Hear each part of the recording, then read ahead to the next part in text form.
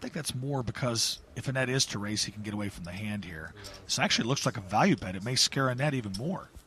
I would say that she's either shoving or folding. I don't think we'll see in between. There's no way she's folding. No, I don't think she's planning to fold either. I feel pretty positive she's going to go ahead and take a chance. If she's against an overpair, she has outs. She's got the nut flush draw with top pair, top kicker. No chance she folds. Cool. Wow, a little surprise she just flats there. That seems a little awkward. Pot is now $93,100 to the river. Oh, now I'll tell you what. Check or bet? That's a terrible river for both players. This might freeze the action up. Check. Check. It goes check, check, and Oberstad's going to win a huge pot. The 21 Norwegian takes in $93,100. It's a great start for her. It's got to feel good. I know she went into this table. She was a little bit scared. She felt maybe some of the players at this table had a little bit more cash game experience than she did. It's got to feel good to get that first big pot under your belt. Well, this is one of those situations where she's right to be afraid. How much do you think I'm ahead of you, seriously, lifetime? On the poker, maybe 6. 6 million? Come on. Huh? I still have some money. You said he's up 6 million on poker on you. 1,200. So I was. No, he said I'm up. Oh, you're up 6 million. That's what he says. I don't see how, but I'm sure he's probably off by only about. Raise to 3,500. That's what he claims. What about the golf? How am I doing in that? Let's hear this fantasy of yours. You really want to talk about it here? No. National TV. With this lineup, I wouldn't be surprised if you saw a lot of straddling. Once again, this time Benjamin straddles. Feldman raises to 3,500 with the 10-9. Patrick Antonius calls. 11,500 now. Mattisau doesn't believe it. He is going to 3-bet this to 11,500, and this pot is ballooning up. Remember, the blinds are 300, 600, the $1,200 straddle. You've got a raise in first position from Feldman, a call from Patrick Antonius, and I think a lot of dead money out there. Mattisau thought it was the perfect opportunity to squeeze. 8,000 more to call. He couldn't help himself. I'll tell you what, a squeeze play is probably the right play here, but Mattisau's squeezing with the best hand. Squeeze play is where another player has opened a pot, especially if there's some dead money out there, you get a caller or two, and then the last player to act, they make a re-raise to try to win the pot. Well, the action is on Andrew Feldman. He's deciding what to do. How are you guys doing?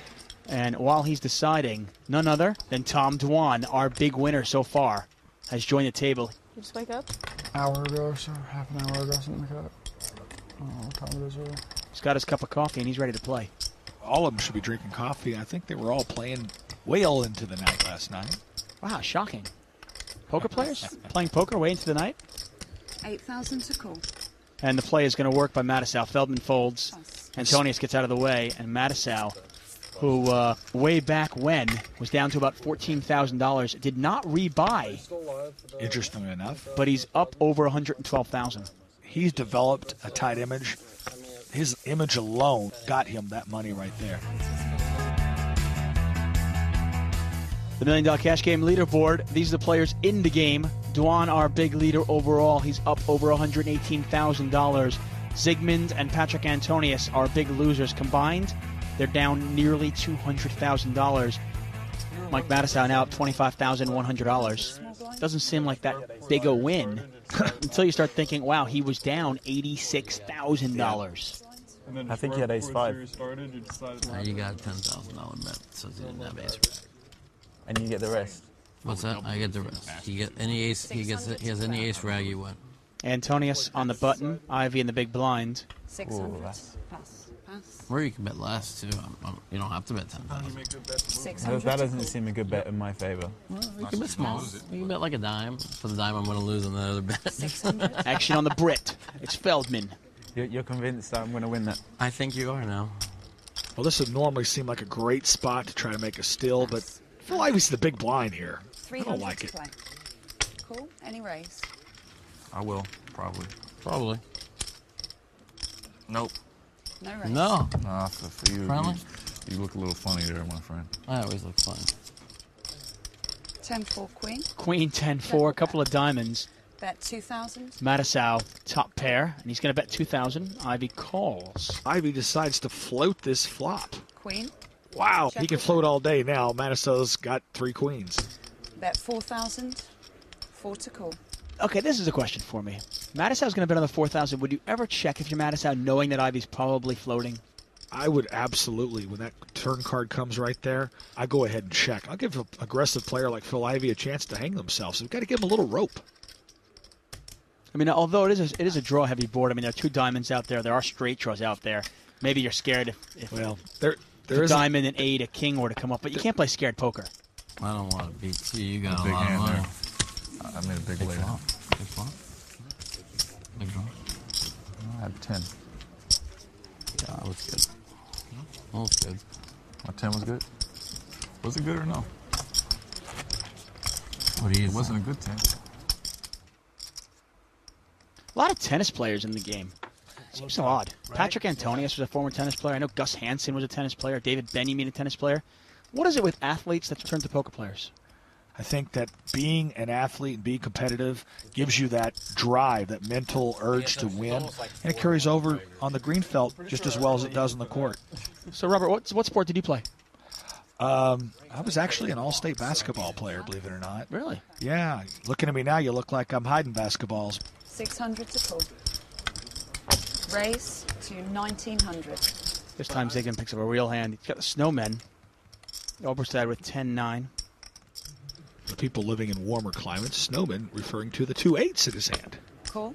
Oberstad calls, and Benjamin picks up another big hand in the blinds, this time ace-queen.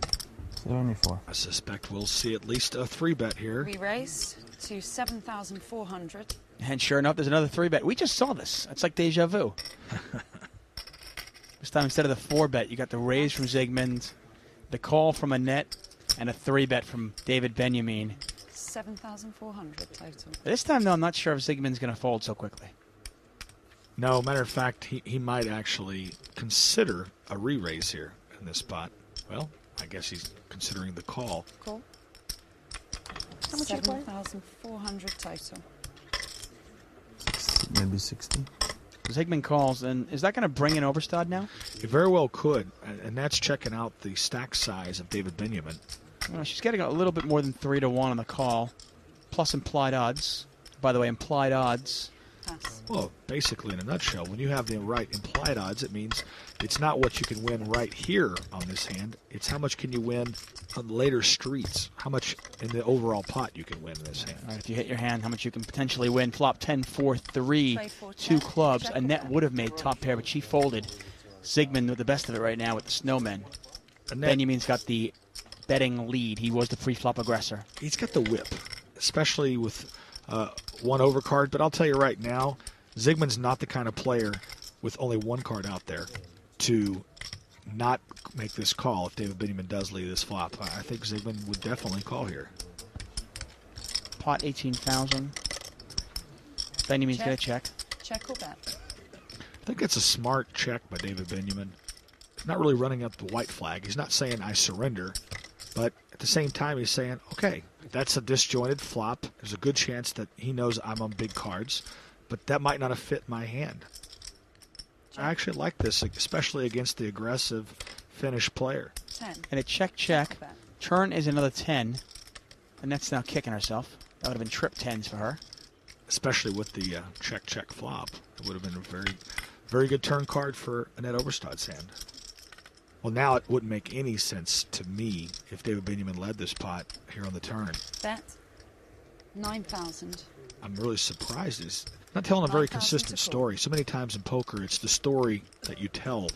Well, is there a chance that he thinks he has the best hand? I mean, is there a chance? I mean, remember, Zygmunt, who sometimes will call lightly, is there a chance that Zygmunt's got King-Jack? Well, here's the problem. By leading this turn card, even if he thinks he has the best hand right here, he can only be called by a hand that beats him. Call.